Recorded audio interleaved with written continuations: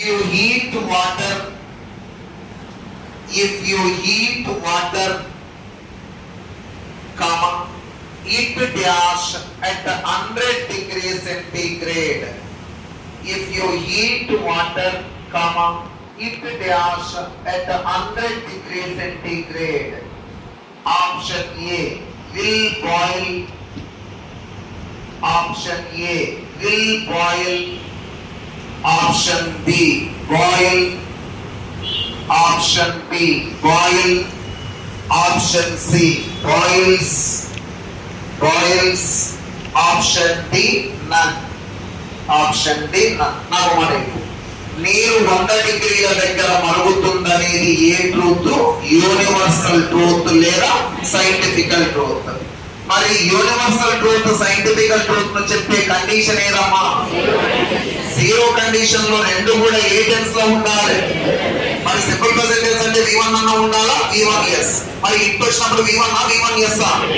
బాయిలా బాయిల్సా? చలో one more question. Boils answer. Next question star symbol పెట్టుకో అబ్బా. స్టార్ సింబల్ పెట్టుకో.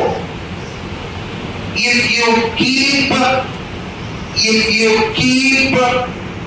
phosphorus, if you keep phosphorus, PHOS,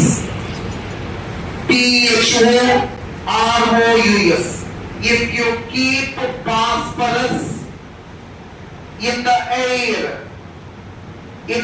air, comma, it dash fire, F-I-R-E. Question mali చెప్తున్నా. If you keep phosphorus in the air, comma, it dash fire. అంటే చూడు, phosphorus ను గాలిలో ఉంచితే మండుతుంది. ఇది యూనివర్సల్ ట్రూత్. ఆప్షన్ ఏ రాసుకో. Scientifical truth. Option A will catch. Option B catch. Option C catches. Option D would catch.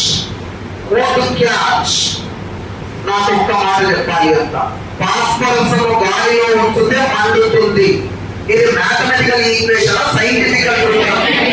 అదే శాస్త్రీయంగా నిరూపించబడింది ప్రయోగశాలలో కదా. అవునా? మరి సైంటిఫికల్ ట్రూత్ అనేది ఏ condition?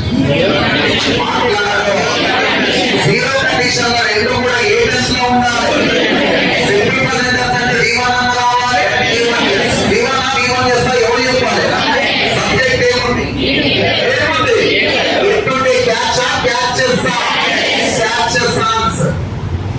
Next one more question.